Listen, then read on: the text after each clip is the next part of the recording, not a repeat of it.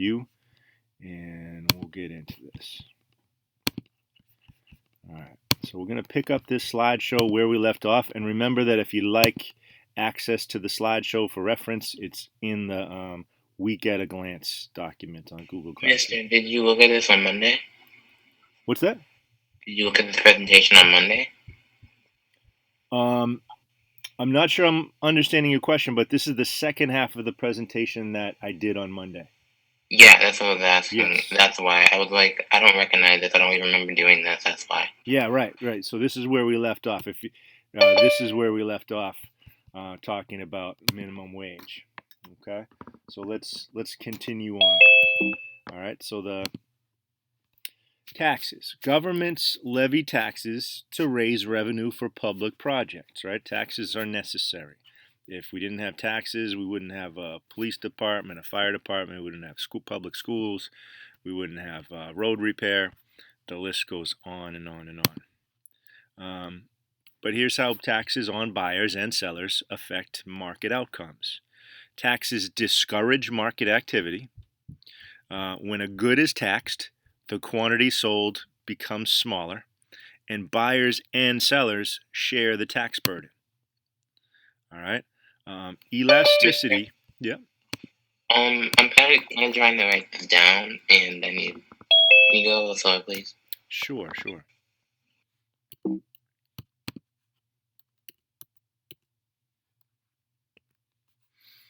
All right. So buyers and sellers share the tax burden. Okay. Basically, taxes decrease sales. They decrease market activity, and they place a burden on buyers and sellers. Jaden, Kayla. All right.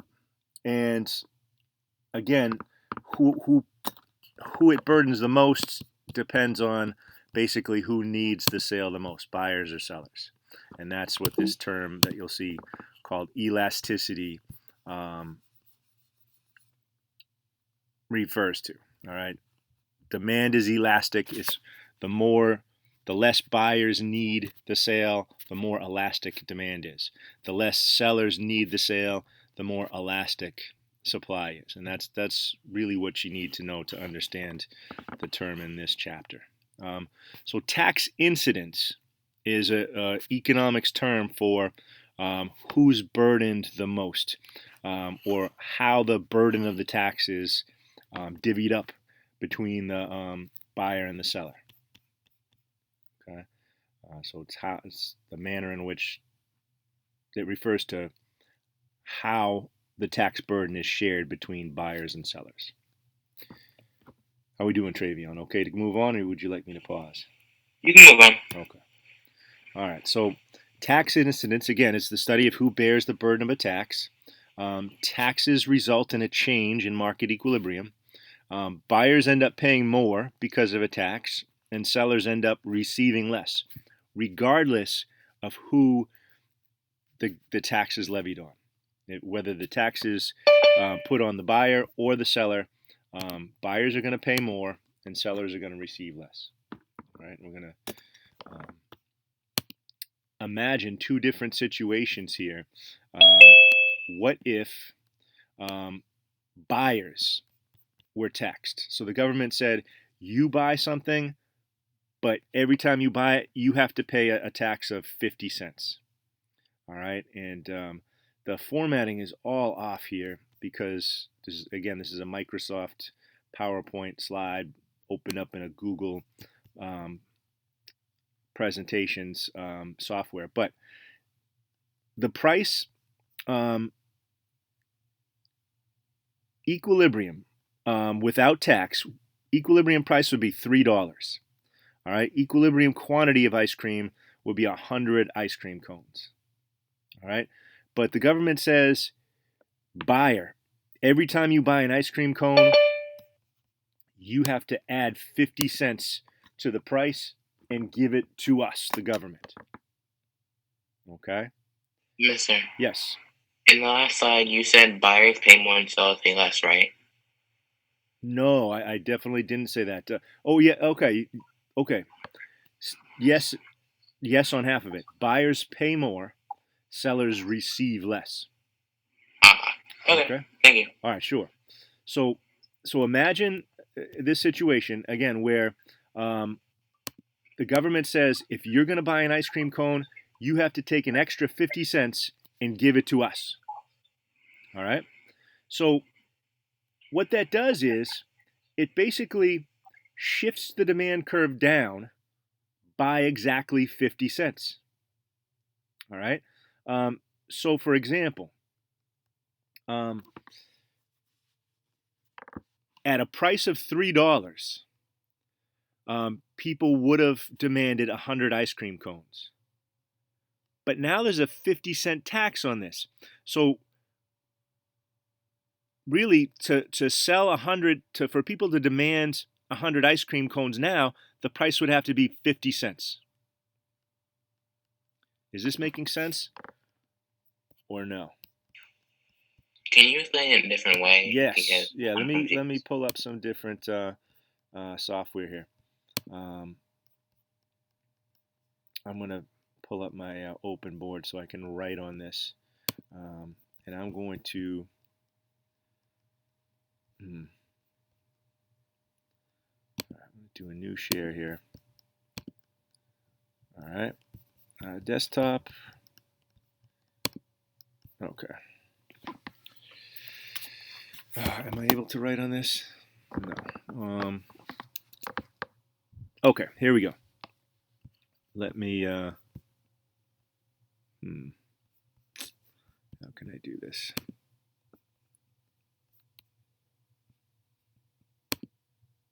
Nope. Don't want to do that.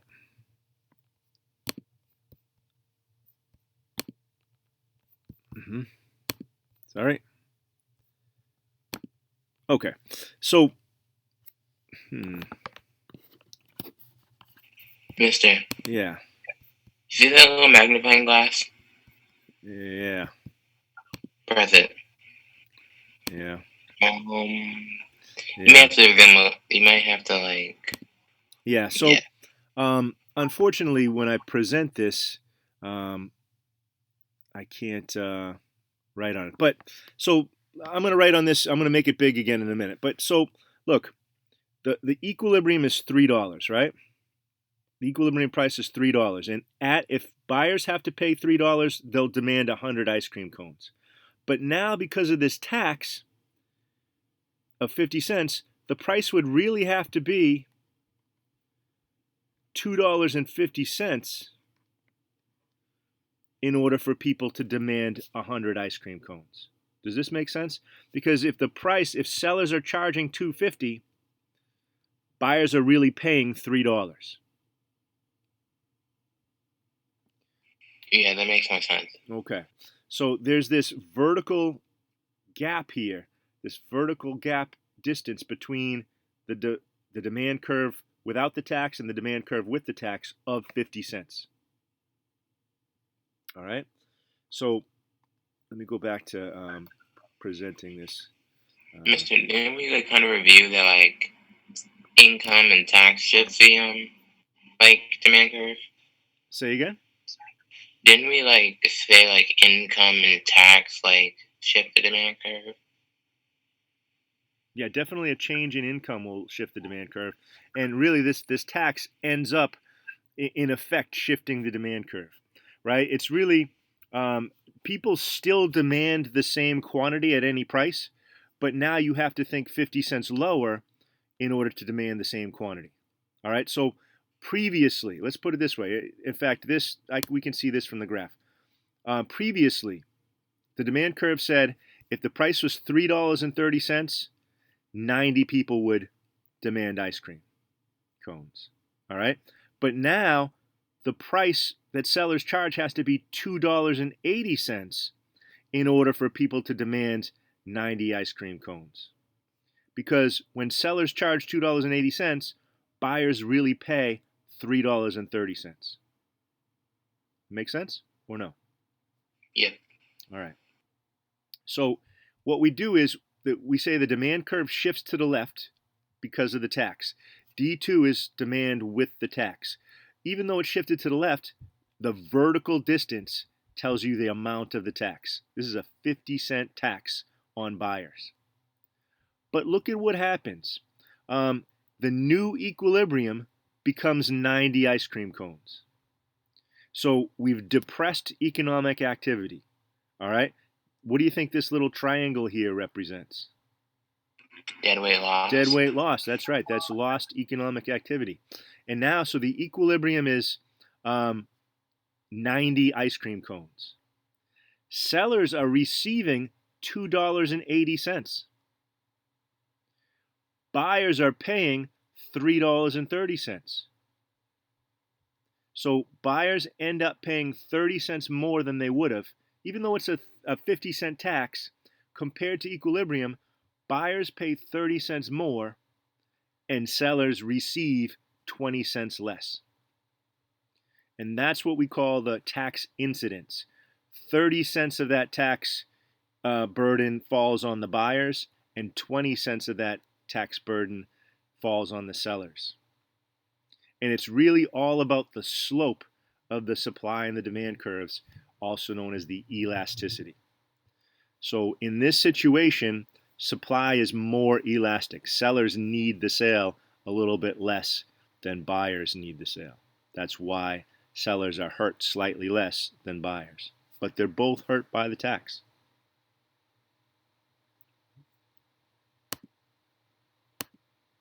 All right. Now, let's just imagine the reverse situation. Let's say the government placed a tax on sellers. All right. So the government says you can buy and sell ice cream, but every time you sell an ice cream, you have to give us 50 cents for every ice cream cone. All right. Before we were saying the buyer had to pay the government 50 cents when they buy an ice cream cone. Now they're saying the seller has to pay 50 cents when they sell an ice cream cone. All right? But a similar thing happens. If you look at it that way, if you say this tax is on the sellers, then previously, right, the original supply curve said that in order to sell 90 ice cream cones, sellers would have had to been getting a price of $2.80. Right? But now, since they have to pay 50 cents on every ice cream cone, they really need to be receiving $3.30 because they've got to pay 50 cents of that to the government. All right? So this shifts supply to the left, and the vertical distance is that 50 cents. So it's a similar idea. All right? And you can see the result is the same. The new equilibrium is the price of ice cream cones is $3.30. Now sellers are charging $3.30 because they've got to give 50 cents to the government. Whereas before, if the tax was on the buyers, they could sell it for $2.80, but the price to the buyers was $3.30. But either way, buyers are paying $3.30 for an ice cream, and sellers are only keeping $2.80 for an ice cream. So no matter who the government says the tax is on, the tax incidence is the same. Because of the slopes of the demand and the supply curves, the buyers are paying 30 cents more for ice cream now that there's a 50-cent tax compared to what they would have paid without the tax, and sellers are only receiving $2.80 for ice cream cones when they would have received $3 without the tax. Excuse me, guys, for 1 second. Yes, what's up? Hey, do you know that me and Jameson made our breakfast today? It's not that important, but High five. I'm proud of you, but you gotta let me get back to teaching class, all right? I thought that. All right. I'm learning about that. Good, good. You can stay and learn if you want to. No, All right. I can't. I gotta start my book. All right, have a great day, bud. Okay. Good luck in school today. All right. Bye. All right, so what was the impact of the tax? Taxes depress market activity. When a good is taxed, the quantity sold is smaller, and the quantity purchased is smaller. Equilibrium shifted. But buyers and sellers share the tax burden. All right, buyers end up paying more for the item, and sellers end up keeping less. And a lot of times we just draw it like this. instead of drawing a supply with tax that would look like this, or instead of drawing a demand curve with tax that would look like this, we just call it a tax wedge. The amount of the tax is this vertical distance between the supply and the demand curve. And that's the effect. No matter who the tax is placed on, the top distance on this is the tax burden to buyers, and the bottom distance here represents tax burden on sellers. Mister? Yeah. What's that little triangle in between, though? Well, this is deadweight loss. Ah, okay. Okay. And if I go back a couple of slides here, all right, if I hadn't drawn this shifted supply curve, I would still be looking at this vertical distance between demand and supply of 50 cents. And this triangle is deadweight loss. When we imagine that the tax was on the buyer, we still, if I took away this shifted demand curve with the tax, I'm still looking at this tax wedge of 50 cents, this vertical distance between demand and supply, and this triangle represents deadweight loss. Okay? So a lot of times we don't draw a shifted, because in reality, who collects the tax?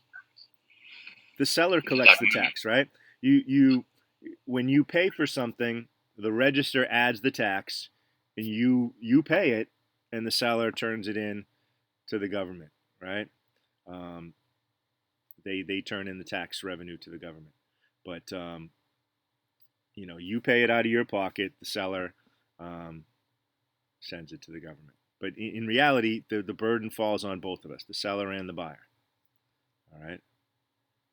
And this is how usually it's drawn. The tax wedge is that vertical distance, and that vertical distance tells you the size of the tax. In what proportions is the burden of the tax divided? It depends on what we call elasticity of supply, elasticity of demand. But it's which all we need to know right now about that is that it depends on the slant of the supply curve and the slant of the demand curve. Whoever needs the sale the most is going to be affected the most by the sale. Whoever's willing to walk away from the sale the easiest is the least affected by the tax. How do the effects of taxes on sellers compared to those levied on buyers? There's no difference. If the government made the seller turn in the tax, or if the government made the buyer turn in the tax, the result will be exactly the same. The amount of the tax is that burden is split up between buyer and seller in amounts determined by whoever needs the sale the most, aka elasticity. The answers to these questions depend on elasticity. All right. So you can see when a curve is very steep, that means this demand curve is very steep. Demand is inelastic. Buyers need that sale, right? The price has to drop a lot for a quantity to increase a little. Or the price has to go up a lot. The price goes up a lot. Quantity changes only a little. Buyers need this sale. So you can see buyers pay the most. They bear the brunt of the tax the heaviest. Mister? Yep. What happens if the demand curve is like straight up? Yeah, then we would call that perfectly inelastic. And that means the buyers will sell, and you've just kind of answered one of the questions I gave you on an Ed Puzzle video for tomorrow. So good question. If it was straight up and down, that would mean that buyers would need a fixed quantity of the good, and no matter what the price is, they'll continue to buy that same quantity. All right.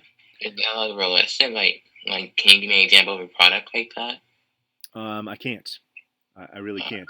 I suppose,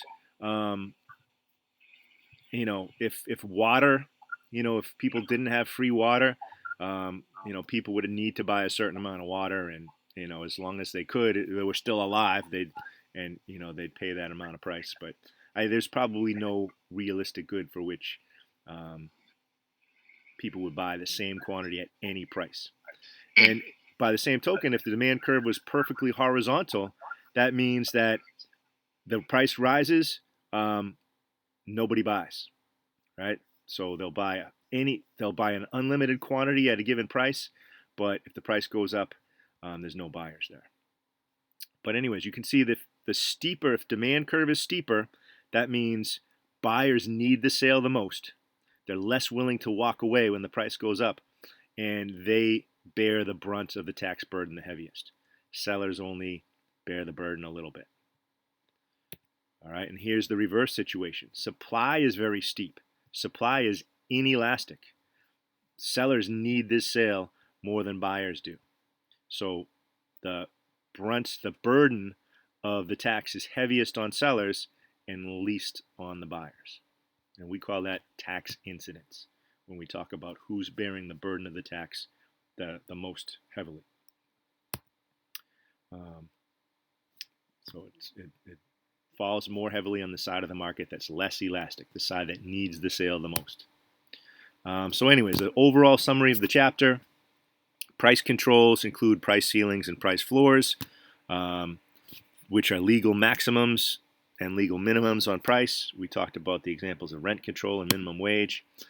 Taxes are used to raise revenue for public purposes, but when the government taxes goods, equilibrium quantity falls, and it places a wedge between the price paid by buyers and the price received by sellers. And the incidence of a tax refers to who bears what portion of the burden of the tax. And it does not. Yep. Have you graded the test yet? Oh yeah, it's in Aspen, and I set it up so that you can go log into Illuminate and see which ones you got right and wrong. Oh, cool. Okay. Yeah, you did pretty well. Incidence of a tax doesn't depend on whether the tax is paid by buyers or sellers. We both end up paying for it in a sense. The incidence depends on price elasticities of supply and demand. And the burden falls the most on the side of the market that's less elastic, the side that needs the sale the most. And that's it for today. And just like on Monday, I gave you a couple of short questions in the book I'm calling it homework, but I'm really, really trying not to burden you guys with stuff after the school day. I'm really, really trying to be conscientious. If I give you a classwork, I feel there's enough class time to do it. But if you've been working the whole time and you run out of class time, stop and turn it in. I'm pretty good about grading that stuff. This is homework, but you've got 30 minutes to do 3 short questions. And I like to think, you can answer them based on just what you heard here today. All right. So some of you guys are just putting this stuff off till later, and I think you're giving yourselves headaches and piling up work. I hope you'll just either stay on the line or log off now and just answer the 3 questions and have nothing hanging over your head. All right. But I hope you all have a great day, and I'm available for office hours today, starting at 2:31 every day until at least 3 o'clock. All right. You too, bye. Yep.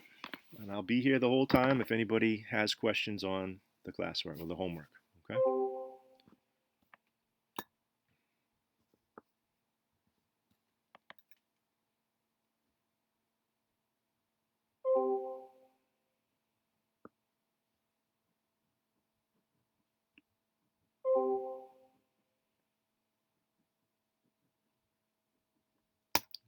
Stop recording.